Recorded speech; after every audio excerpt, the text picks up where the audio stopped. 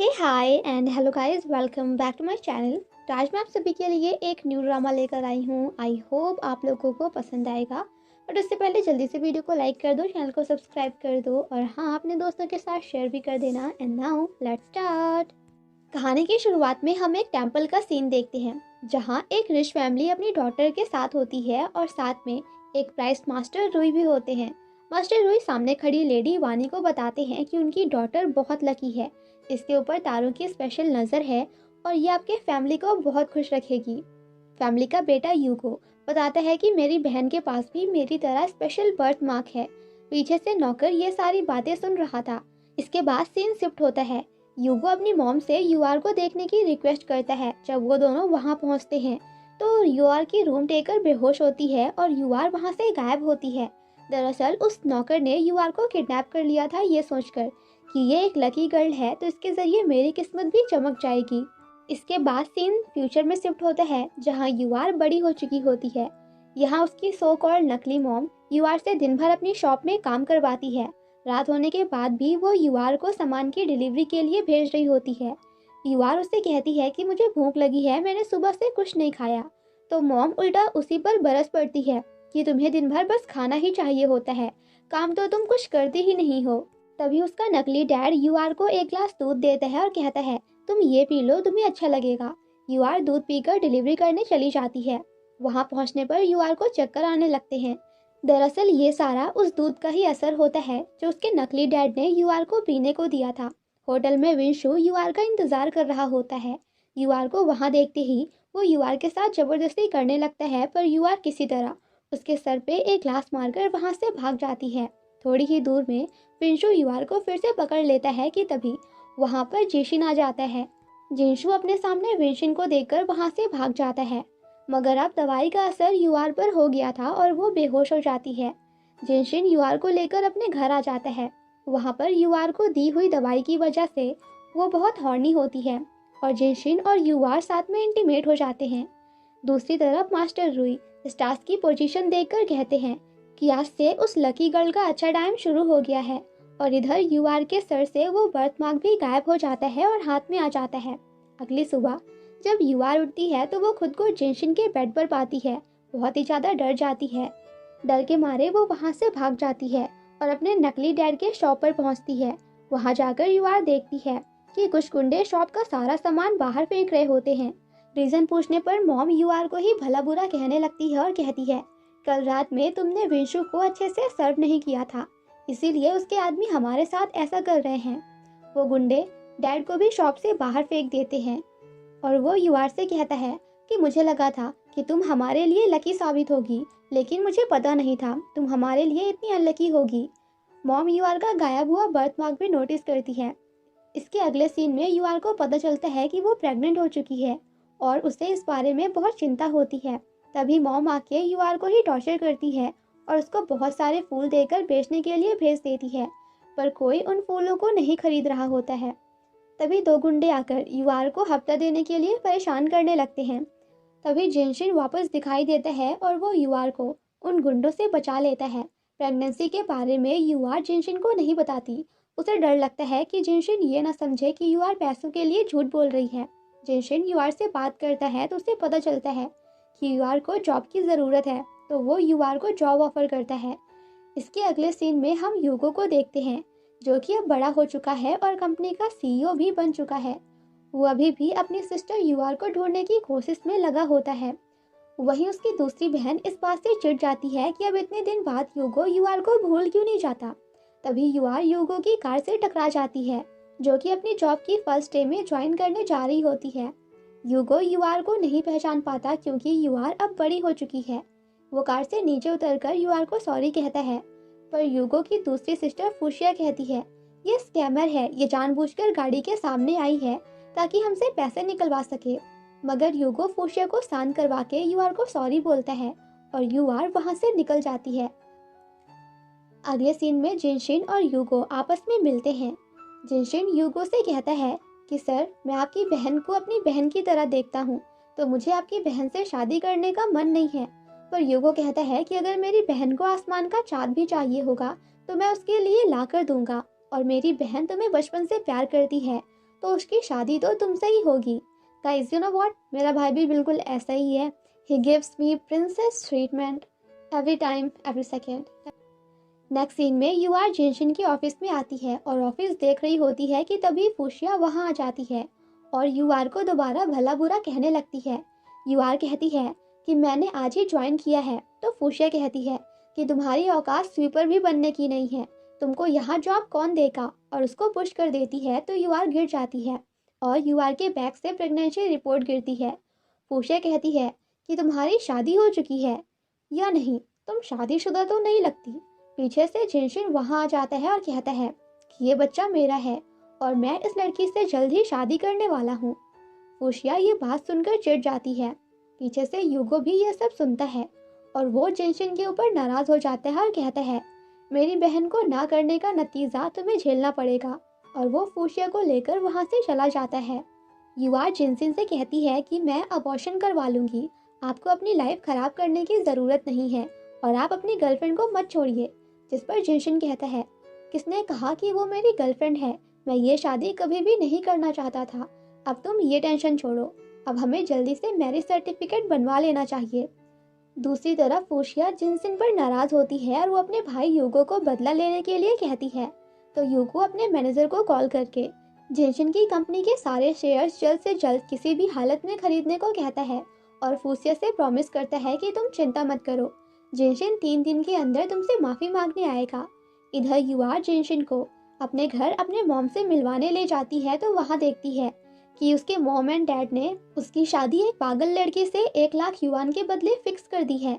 जब उनको पता चलता है कि यूआर ने जिनशिन से शादी कर ली है तो मॉम यूआर पर हाथ उठाती है, लेकिन जिनशिन बीच में आ जाता है और कहता है कि अगर आपको पैसे चाहिए तो मैं दूंगा, लेकिन मेरी वाइफ पर हाथ उठाने की हिम्मत मत करना।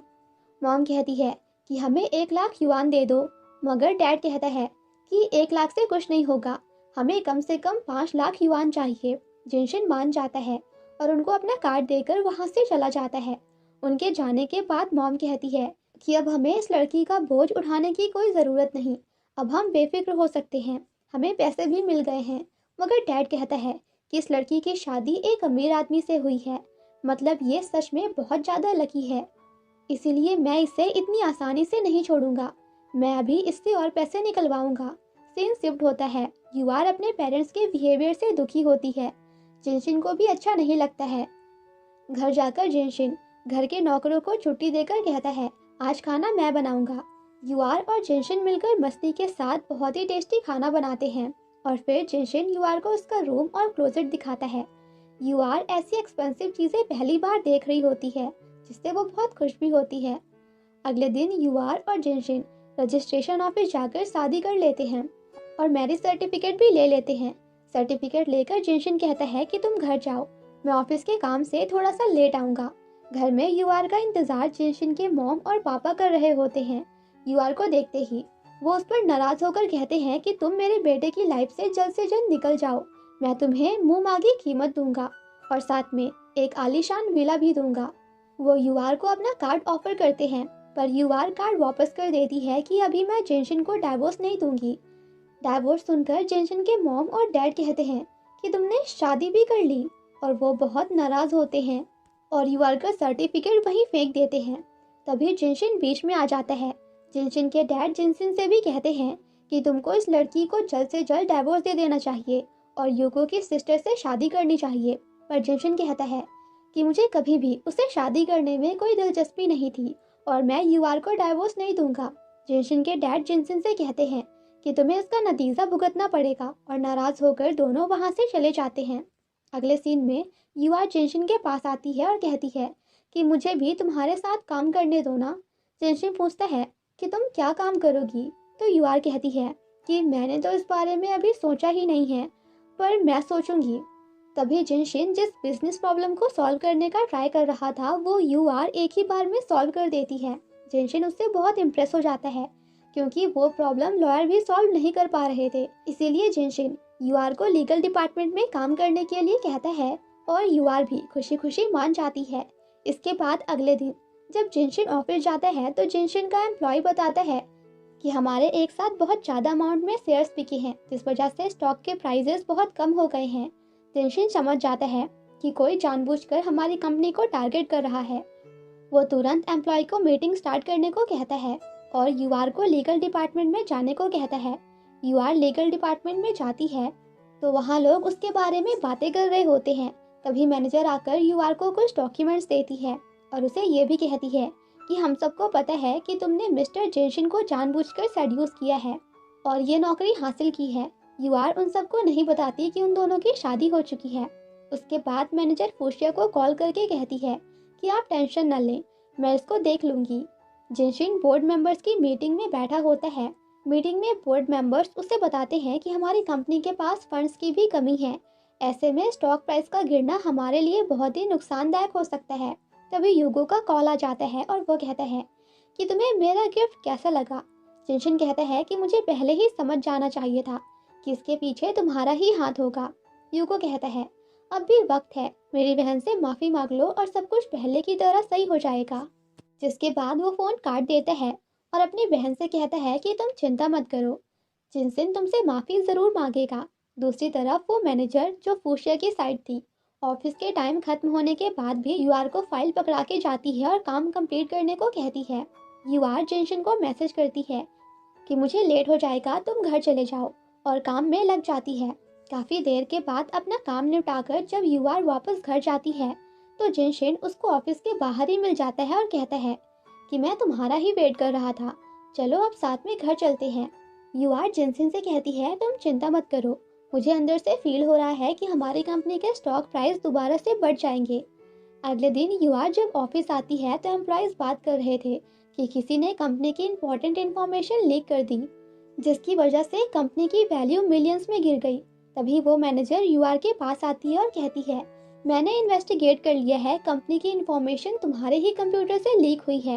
और वो वॉचमैन को कहकर यूआर को कंपनी से बाहर निकलवाने लगती है। यूगो भी ठीक टाइम पर वहां पहुंच जाता है और कहता है कि ये सब तुम्हारी ही वजह से हुआ है और यूआर को परेशान करने लगता है। तभी जिनशिन वहां पहुंच जाता है। यूआर कहती है कि मैंने ऐसा कुछ भी नहीं किया है। जिनशिन कहता है तुम चिंता मत करो, मुझे तुम पर पूरा भरोसा है। जिनशिन का एम्प्लॉय जिनसिन से कहता है कि बॉस, कंपनी की इंफॉर्मेशन इसी ने लीक की है। जिनशिन उसे कहता है ये कंपनी की मालकिन है तो ये ऐसा क्यों करेगी। ये सुनकर यूगो को बिल्कुल भी अच्छा नहीं लगता और वो जिनसिन से कहता है कि तुमको दिया हुआ छोटा सा गिफ्ट काफ़ी नहीं था क्या। जिनशिन उसकी बातों पर ध्यान नहीं देता।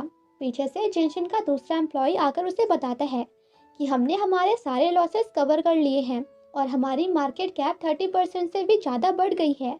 ये सब सुनकर यूगो को बिल्कुल भी समझ नहीं आ रहा था कि आखिर ये सब कैसे हो गया। तभी यूगो का एक एम्प्लॉय कॉल करके उसे बताता है कि हमारे ही शेयर्स के प्राइस डाउन हो गए हैं।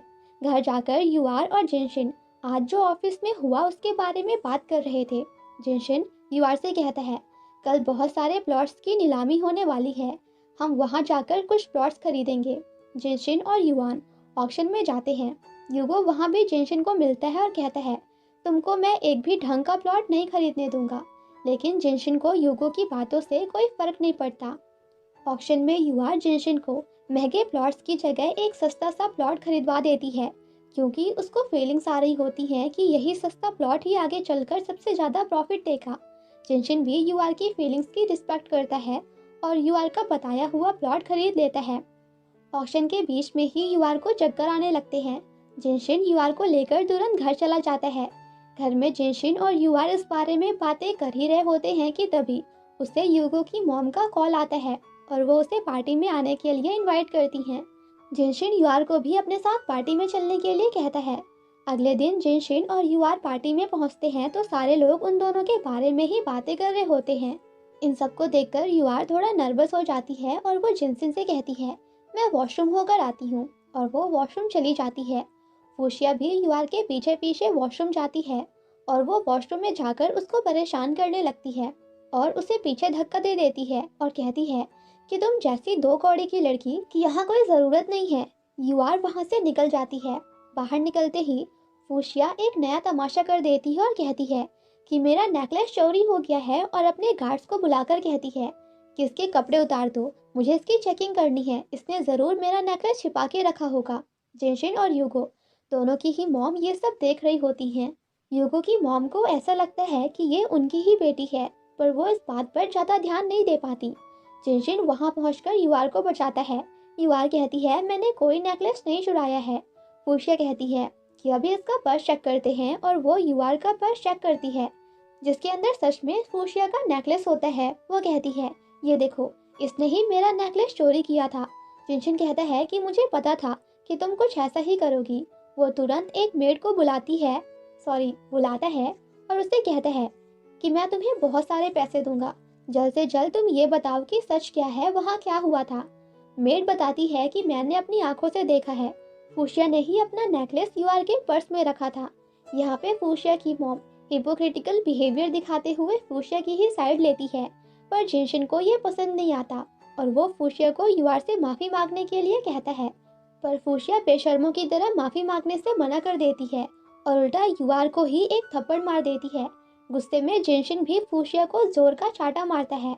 युगो को ये सब पसंद नहीं आता और वो जिनशिन से कहता है कि तुमने ये ठीक नहीं किया, पर जिनशिन उन सबको इग्नोर करके वहाँ से चला जाता है। घर आकर जिनशिन युआर के गालों पर दवाई लगा रहा होता है कि जिनशिन के पापा वहाँ आ जाते हैं और कहते हैं कि तुमने बहुत बड़ी बेवकूफ़ी की है। तुम क्यों युगो और उसकी फैमिली से झगड़ा ले रहे हो, वो भी इस लड़की के लिए। तुम तुरंत ही इसे डाइवोर्स दे दो। जिनशिन कहता है कि ये मेरी वाइफ है और युआर कोई ऐरी गैरी लड़की नहीं है। मैं आपके कहने पर इसे डाइवोर्स नहीं दूंगा। जिनशिन के डैड भड़क जाते हैं और जिनशिन को एक चाटा जम के देते हैं, पर जिनशिन बहुत ही शांत तरीके से कहता है कि युआर मेरे लिए बहुत लकी है और उनको उस प्लॉट के बारे में बताता है जो युआर ने खरीदवाया था, जो कि उन्होंने बहुत ही चीप प्राइस में खरीदा था और उसकी वैल्यू 20 गुना बढ़ चुकी थी। ये सब सुनकर जिनशिन की मॉम को याद आता है कि पार्टी में युगो की मॉम को लगा था कि ये उन्हीं की डॉटर है। अब उनके मन में भी ख्याल आता है कि कहीं सच में ये युगो फैमिली की खोई हुई बेटी तो नहीं। अब वो युआर का टेस्ट लेने का सोचती हैं और कहती हैं अगर तुम सच में मेरी बेटी के लिए लकी हो तो मैं तुम्हें चांस देती हूँ। तुमको प्रूव करना पड़ेगा कि तुम सच में मेरे बेटे के लिए लकी हो। इसके लिए मैं तुम्हें एक टास्क देती हूँ। मेरी एक फ्रेंड की कंपनी जो कि बहुत ज़्यादा लॉस में है, अगर तुम 1 महीने में इसको प्रॉफिट मेकिंग कंपनी बना देती हो तो मैं मान जाऊंगी कि मेरा बेटा सही कह रहा है और हम तुमको as a daughter in law accept कर लेंगे। जिनशिन कहता है कि मॉम आप गलत कर रही हैं, वो कंपनी कभी भी डूब सकती है। पर युआर को पूरा कॉन्फिडेंस था कि वो उस कंपनी को प्रॉफिट मेकिंग कंपनी बना देगी और वो शर्त मान लेती है। इसके बाद जिनशिन के पापा भी उसकी मॉम से कहते हैं कि वो कंपनी अगले हफ्ते ही बैंकरप्ट हो सकती है। उस कंपनी को कोई भी प्रॉफिट मेकिंग कंपनी नहीं बना सकता। जिनशिन की मॉम बताती हैं कि उनको ऐसा लगता है कि युआर ही युगो फैमिली की खोई हुई लकी डॉटर है। अगर सच में ऐसा है तो वो ज़रूर ये काम कर लेगी। रात में जिनशिन फिर से एक बार युआर से कहता है कि तुम दोबारा सोच लो क्योंकि उस कंपनी का कोई भरोसा नहीं है। युआर कहती है मुझ पर पूरा भरोसा है कि मैं ज़रूर इस काम को कर लूँगी। अगले दिन जिनशिन युआर को उस कंपनी छोड़ने जाता है। युआर को ड्रॉप करते ही जिनशिन को उसकी मॉम कॉल करके कुछ सीरियस डिस्कशन करने के लिए बुलाती हैं। वहाँ जाकर वो जिनशिन को बताती हैं कि मुझे ऐसा लगता है कि युआर ही युगो फैमिली की डॉटर है। मैंने यही टेस्ट करने के लिए उसको उस लॉस मेकिंग कंपनी में भेजा है। जिनशिन कहता है हम सिंपल डीएनए टेस्ट भी तो करवा सकते हैं। जिनशिन की मम्मी कहती हैं कि अपनी मॉम के लिए प्लीज़ इतना कर लो। मैं तुमसे प्रॉमिस करती हूँ कि अगर वो युगो फैमिली की बेटी नहीं भी हुई तो भी मैं उसे एक्सेप्ट कर लूँगी। इधर युआर कंपनी पहुँचती है तो पहले तो उस ऑफिस का एम्प्लॉय युआर के साथ बदतमीजी करता है, पर जिनशिन ने पहले ही युआर के लिए सब कुछ अरेंज करवा दिया था, जिसकी वजह से ऑफिस की मैनेजर आकर एम्प्लॉयज़ को डांटती है और युआर को ज्वाइन करवाती है। दूसरी तरफ युगो भी ये सुनता है कि युआर ने लॉस मेकिंग कंपनी ज्वाइन करके उसको प्रॉफिट मेकिंग कंपनी बनाने का काम लिया है। युआर जब काम खत्म करके घर आती है तो जिनशिन को ऑफिस के बारे में सब बताती है और अपने न्यू प्लान्स भी बताती है। युआर के प्लान सुनकर जिनशिन हैरान था कि इस तरह का प्लान तो सिर्फ एक एक्सपीरियंस आदमी ही बना सकता है और वो युआर से पूछता है कि तुम्हें इन सब प्लान के बारे में कैसे पता और तुमने कैसे बनाया। तो युआर बताती है कि ये सब मेरे दिमाग में अपने आप ही आ गया। युआर ऑफिस में बैठकर कंपनी के फंड चेक कर रही होती है तो उसे पता चलता है कि कंपनी के पास बिल्कुल भी पैसे नहीं हैं। बिना फंड के कंपनी रेस नहीं कर पाएगी। पैसे इकट्ठे करने के लिए कंपनी को एक बहुत बड़ा ऑर्डर चाहिए। तभी कंपनी की मैनेजर एक लेडी के साथ वहां पहुंचती है और बताती है कि ये हमारी कंपनी को बहुत बड़ा ऑर्डर देने वाले हैं और यूआर को उस ऑर्डर का इंचार्ज बना देती है। वो लेडी एक कॉन्ट्रैक्ट साइन करवाती है जिस पर लिखा होता है कि अगर कंपनी टाइम पर ऑर्डर पूरा नहीं कर पाई तो उसे 10 मिलियन की पेनल्टी देनी पड़ेगी। यूआर को ये कॉन्ट्रैक्ट पसंद नहीं आता, पर यूआर की मैनेजर कहती है कि हमारे पास कोई ऑर्डर नहीं है और हमने 3 महीने से एम्प्लॉयज़ की सैलरी भी नहीं दी है। यूआर ऑर्डर साइन कर देती है। साइन करते ही वो लेडी मैनेजर से कहती है कि हमें यूआर से अकेले में बात करनी है। मैनेजर वहाँ से चली जाती है। लेडी यूगो को बुलाती है और कहती है कि मेरे असली बॉस तो ये हैं। यूगो और उसकी बहन कैबिन में आते हैं। ये देखकर युआन बहुत ज़्यादा डर जाती है। अब दोनों बहन भाई मिलकर यूआर को टॉर्चर करने लगते हैं। इधर जिनशिन का एम्प्लॉय भी जिनशिन को बताता है कि यूगो यूआर के ऑफिस गया है। जिनशिन तुरंत यूआर के ऑफिस के लिए निकलता है और रास्ते में यूआर को कॉल भी करता है, पर फूशिया कॉल नहीं उठाने देती और यूआर को लगातार बुली कर रही होती है। फूशिया यूआर के हाथ में यूगो फैमिली का बर्थमार्क भी देख लेती है, मगर जल्दी से उस पर गर्म पानी डालकर यूआर के हाथों को जला देती है ताकि यूगो उस बर्थमार्क को ना देख पाए। इतना टॉर्चर यूआर बर्दाश्त नहीं कर पाती और वो वहीं बेहोश हो जाती है। थोड़ी देर बाद जिनशिन वहां पहुंचता है और यूगो के मुंह पर एक जोर का पंच मारता है, जिसके बाद वो यूआर को लेकर हॉस्पिटल पहुंचता है। यूआर की ये हालत देखकर जिनशिन यूगो को जेल में डलवा देता है। ये न्यूज़ सुनकर यूगो की मॉम हॉस्पिटल में ही आकर यूआर को भला बुरा कहने लगती हैं और यूआर को मारने का भी ट्राई करती हैं। जिनशिन बीच में आ जाता है और कहता है कि दोबारा मेरी वाइफ की तरफ आंख उठाकर देखा तो मैं तुम्हारी पूरी फैमिली को बर्बाद कर दूंगा। युगी की मॉम नाराज होकर वहां से चली जाती हैं। नेक्स्ट सीन में युगो की मॉम उदास बैठी होती हैं। तभी एक सर्वेंट आकर बताता है कि हमने बेस्ट लॉयर को हायर करके युगो की बेल करवा ली है। युगो की मॉम ये सुनकर थोड़ा राहत भरी सांस लेती हैं और वहां से चली जाती हैं। पीछे से फूशिया ये सब सुन रही होती है और मन ही मन में कहती है कि यूआर, तुम्हें बहुत पहले ही मर जाना था। तुम मेरी जगह खाना चाहती हो, पर मैं ऐसा कभी होने नहीं दूंगी। इसके बाद हम देखते हैं कि जिनशिन यूआर को हॉस्पिटल से डिस्चार्ज करके घर ले आता है। वो बैठकर थोड़ी बातें करते हैं कि जिनशिन को कॉल आता है कि उसकी मॉम को हार्ट अटैक आ गया है। वो दोनों तुरंत हॉस्पिटल पहुंचते हैं। इधर फूशिया यूआर के नकली मॉम एंड डैड के पास जाती है और उनके बेटे को उन्हें दिखाती है, जिसे किसी ने बहुत बुरी तरह से मारा था, और उन्हें धमकी देती है कि अगर तुम चाहते हो कि तुम्हारा बेटा जिंदा रहे और तुम्हारा ये राज कि तुमने यूगो फैमिली की बेटी को किडनैप किया था राज ही बना रहे, तो तुम जल्दी से यूआर को मरवा दो। दूसरी तरफ हॉस्पिटल में यूआर मॉम के पास आती है। इस बार जिनशिन की मॉम यूआर से बहुत अच्छे से बात करती हैं और उसको गिफ्ट में अपना एक बैंगल भी देती हैं और उसका एक बाल निकाल लेती हैं डीएनए टेस्ट के लिए। घर आकर यूआर जिनशिन को मॉम का दिया हुआ गिफ्ट दिखाती है। जिनशिन भी इस बात पर खुश होता है कि जिनशिन की मॉम ने यूआर को एक्सेप्ट कर लिया। तभी यूआर को उसकी नकली मॉम का कॉल आता है और वो यूआर से कहती है कि तुम्हारे भाई को 4 लाख का नुकसान हुआ है, जल्दी से 4 लाख लेकर मेरे पास आओ। यूआर भोली और मासूम होती है, इसीलिए कुछ नहीं कह पाती और अगले ही दिन वो फुगुई और उसके वाइफ के पास पहुंच जाती है और उन्हें काट देती है। फुगुई की वाइफ पूछती है कि इसमें कितने पैसे हैं, तो यूआर कहती है कि इसमें 2 लाख युआन हैं। ये सुनकर वो चिढ़ जाती है और कहती है कि हमको 4 लाख चाहिए थे और तुम सिर्फ 2 लाख लेकर आई हो।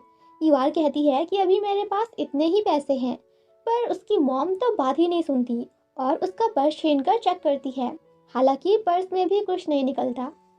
यूआर को ये सब अच्छा नहीं लगता और वो कहती है कि मैं यहाँ से जा रही हूँ, लेकिन फुगुई उसे रोकने के लिए खींचता है, जिस वजह से यूआर के पेट में चोट लग जाती है और उसे पेट में दर्द होने लगता है। यूआर रिक्वेस्ट करती है कि मुझे अभी जाने दो, मैं बाद में पैसे दे दूंगी, पर फुगुई कहता है कि मुझे तुम्हारे दर्द से कोई मतलब नहीं है, मुझे तो बस पैसे चाहिए। और वो यूआर से एक कॉन्ट्रैक्ट पर जबरदस्ती उसके अंगूठे के निशान लेने लगता है। यूआर जब कॉन्ट्रैक्ट पढ़ती है तो वो कॉन्ट्रैक्ट किडनी डोनेट करने का होता है। यूआर रोते हुए कहती है कि क्या मैं आपकी बेटी नहीं हूँ, आप लोग मेरे साथ इतनी बदसलूकी कैसे कर सकते हैं। जिस पर फुगुई कहता है कि जब तुम मरने ही वाली हो तो चलो ठीक है, आज मैं तुम्हें सच्चाई बता देता हूँ। दरअसल तुम मेरी बेटी हो ही नहीं, मैंने तो तुम्हें बस अच्छी किस्मत और पैसों के लिए चुराया था, तुम्हारा रियल बर्थडे भी आज नहीं है। और ये बोलकर वो गुंडों को बुलाता है और जबरदस्ती उसके ऑर्गन्स निकालने को कहते हैं। यूआर वहाँ से भागती है। दूसरी तरफ यूगो और उसकी मॉम अपनी खोई हुई बेटी का बर्थडे बहुत ही अच्छे से सेलिब्रेट करते हैं और उसे बहुत ही ज़्यादा मिस करते हैं। यूगो फूशिया को लेकर बर्थडे केक लेने जाता है। रास्ते में यूआर उसे बहुत ही जख्मी हालत में मिलती है, पर फूशिया के कहने पर यूगो उसकी मदद करने से मना कर देता है और उसे वहां मरने के लिए छोड़ देता है। यूगो को भी लगता है कि कहीं ये उसकी बहन ही तो नहीं, पर फूशिया उसे फिर से बहका देती है। ठीक टाइम पर जेनशिन वहां पहुंच जाता है। वो यूआर को बचा लेता है और तुरंत हॉस्पिटल लेकर जाता है। वहां पर जेनशिन की मॉम उसे यूआर का डीएनए टेस्ट रिपोर्ट देती हैं, पर जेनशिन रिपोर्ट देख पाता उससे पहले ही नर्स आकर जेनशिन को बताती है कि यूआर के लिए हमें ब्लड की ज़रूरत है। जेनशिन कहता है कि आप मेरा ब्लड ले लो, जिस पर नर्स कहती है कि हमें यूआर के लिए ओ नेगेटिव ब्लड ग्रुप की ज़रूरत है, जो कि बहुत रेयर होता है। दूसरी तरफ यूगो बैठकर कुछ सोच रहा होता है कि तभी उसकी मॉम आती हैं। अपने बेटे को ऐसे टेंशन में देखकर मॉम रिक्वेस्ट करती है कि मुझे भी बताओ आखिर क्या हुआ है। तो यूगो कहता है कि मुझे कभी कभी ऐसा क्यों लगता है कि यू आर ही मेरी सिस्टर है। तभी टीवी में न्यूज़ आती है कि शहर के मशहूर बिजनेसमैन मिस्टर जेनशन की वाइफ हॉस्पिटल में है और उनके लिए ओ नेगेटिव ब्लड ग्रुप कहीं मिल नहीं रहा है। अगर कोई हेल्प कर सकता है तो प्लीज़ कर दे। ये सुनकर यूगो और भी ज़्यादा कंफर्म हो जाता है कि हो ना हो यू आर ही उसकी खोई हुई सिस्टर है, क्योंकि उसका ब्लड ग्रुप भी ओ नेगेटिव होता है। यूगो दौड़कर हॉस्पिटल पहुंचता है और डॉक्टर से कहता है कि मैं यूआर को ब्लड देना चाहता हूं, पर जेनशन कहता है कि मुझे मेरी वाइफ के लिए तुम्हारा गंदा खून नहीं चाहिए। तुम भी थे ना वहां पर जब यूआर घायल थी, तब तो तुम्हें कोई फर्क नहीं पड़ा और अब तुम यहाँ दिखावा करने आए हो। यूआर की इस हालत के लिए तुम भी उतने ही जिम्मेदार हो जितने वो लोग। तभी जेनशन को ब्लड डोनर मिल जाता है। यूगो फिर से जेनशन से पूछता है कि प्लीज सच बताओ, यू आर मेरी सिस्टर ही है ना। तो जेनशन कहता है कि उसका तुम्हारी फैमिली से कोई लेना देना नहीं है। पहले तुमने उसकी बेइज्जती की, इतना टॉर्चर किया और फिर उसको मरने के लिए छोड़ दिया। तुम इंसान कहने के लायक ही नहीं हो। इतना कहकर वो वहाँ से चला जाता है। यूगो किसी को कॉल करके यू आर के फैमिली बैकग्राउंड के बारे में पता करने को कहता है और घर जाकर अपनी मॉम को भी बताता है कि मुझे ऐसा लगता है कि यू आर ही मेरी बहन है और आपकी खोई हुई बेटी। उसे खुद के किए पर बहुत पछतावा भी होता है और वो खुद को स्लैप करता है। यूगो की मॉम भी बताती हैं, मुझे भी ऐसा लगता है कि वो मेरी बेटी है, पर मैंने ज़्यादा ध्यान नहीं दिया। सेम टाइम पे यूगो कहता है कि मैं इस बारे में अच्छे से पता करके आपको इन्फॉर्म करता हूँ। इसके बाद हम यूआर को बेड पर बेहोश देखते हैं। उसके साथ जेनशन की मॉम भी होती हैं और उनको पता होता है कि यूआर ही यूगो की खोई हुई बहन है। वो सोचती हैं कि किसी भी माँ के लिए अपने बच्चे को खोना बहुत ही ज़्यादा पेनफुल होता है, इसीलिए यूआर की मॉम का ये जानना बहुत ज़रूरी है कि यूआर उन्हीं की बेटी है। इसके बाद हम देखते हैं कि डॉक्टर जेनशन को बताते हैं कि टॉर्चर की वजह से यूआर का मिसकैरेज हो गया है। ये सुनकर जेनशन को बहुत गुस्सा आता है। जेनशन के लिए उसका गुस्सा और भी ज़्यादा बढ़ जाता है। जेनशन यूआर की डीएनए टेस्ट की रिपोर्ट देखता है, जिससे कंफर्म हो जाता है कि यूआर यूगो की सिस्टर है और गुस्से में वो डीएनए टेस्ट की रिपोर्ट को फाड़ने लगता है। पर तभी उसकी मॉम उसे रोक लेती है और कहती हैं कि यूआर को अपनी मॉम के बारे में पता चलना चाहिए, उसे अपनी असली फैमिली के बारे में जानने का पूरा हक है। जेनशन कहता है कि यूआर की ये हालत उन लोगों की वजह से हुई है। अगर वो लोग यूआर के असली पेरेंट्स हैं तो भी वो यूआर जैसी डॉटर डिजर्व नहीं करते हैं। जेनशन की मॉम जेनशन को समझाती है कि ये फैसला यूआर का होगा कि वो अपने मॉम भाई अपनी पुरानी फैमिली के साथ रहना चाहती है या नहीं, पर हमें तो यूआर को सच बता देना चाहिए। जेनशन ये बात मान जाता है। अब नेक्स्ट सीन में हम देखते हैं कि यूगो की मॉम को हॉस्पिटल आने के लिए कॉल आता है। फूसिया ये सब सुनती है और वो भी मॉम के साथ जाने की जिद करती है। मॉम फूसिया को साथ लेकर चली जाती हैं। वहाँ जाकर जेनशन की मॉम वानी को सब सच बता देती हैं और थोड़ी देर के लिए वानी कन्विंस भी हो जाती है कि यूआर उन्हीं की डॉटर है। पर फूसिया कहती है कि इस भिखारी ने तो पहले जेनशन को अपने चक्कर में फंसा लिया, लेकिन इसका पेट उतने में भी नहीं भरा, इसीलिए अब ये हमारी फैमिली को टारगेट कर रही है। हमारी पूरी प्रॉपर्टी पर इसकी नज़र है। जेनशन की मॉम कहती हैं कि मेरा भरोसा करो, तुम्हारी ही डॉटर है ये। उसके पास बर्थ मार्क भी था, पर वो बर्थ मार्क तो फूशिया ने जला दिया था, जिस वजह से वो बर्थ मार्क वानी को नहीं दिखता। तभी यूआर को होश आ जाता है।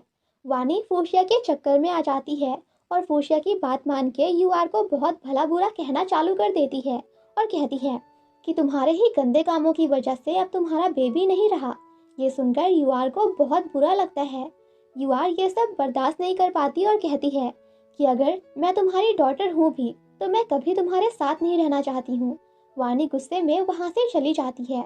इधर यूगो को यूआर की फैमिली की इंफॉर्मेशन मिलती है और वो देखता है कि यूआर का डैड वही आदमी है जिसकी फोटो सालों पहले यूआर को चोरी करते हुए कैप्चर हो गई थी।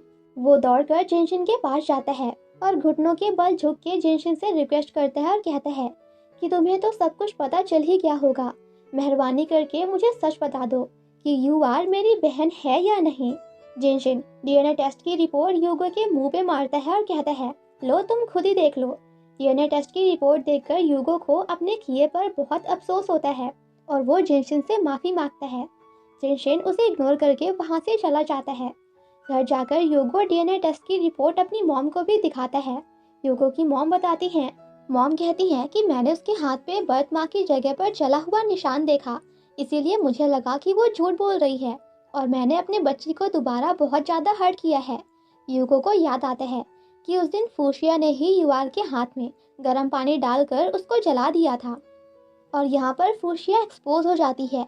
यूगो और उसकी मॉम को पता चल जाता है कि फूशिया ने जानबूझकर यूआर की आइडेंटिटी छुपाने की कोशिश की, जबकि उसे बहुत पहले ही सब पता चल गया था।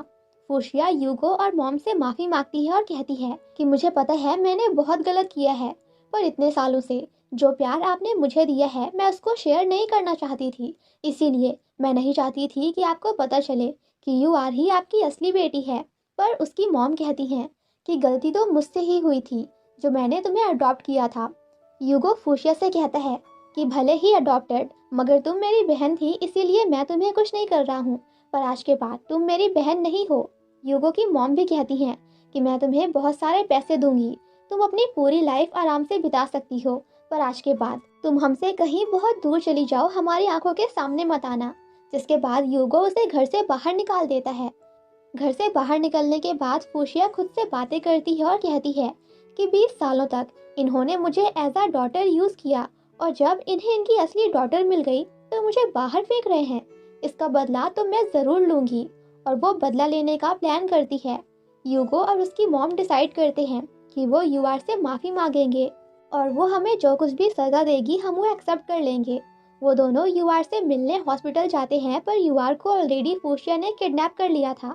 जब जिनशिन हॉस्पिटल पहुंचता है तो उसे लगता है कि यूआर के साथ ये सब यूगो ने ही किया होगा, पर यूगो बताता है कि जब हम यूआर के पास पहुंचे तो वो पहले से ही गायब थी। मगर तभी यूगो को किसी का कॉल आता है। वो अनजान आदमी कॉल पर कहता है कि यूआर मेरे पास है, अगर तुम्हें तुम्हारी बहन सही सलामत चाहिए तो 5 मिलियन युआन लेकर मेरे बताए हुए एड्रेस पर पहुंच जाओ। फूशिया यूआर को किडनैप करके एक सुनसान जगह में बांध कर रखती है और कहती है कि इतनी आसानी से यूगो ने मुझे घर से बाहर निकाल दिया और इन सब की वजह तुम हो। अब तुम देखो कैसे मैं तुम्हें और तुम्हारे पूरे परिवार को मार दूंगी। जिनशिन, यूगो और यूगो की मॉम तीनों ही उस किडनैपर के बताए हुए एड्रेस पर पहुंच जाते हैं। तो वहां फूशिया यूआर के पास होती है।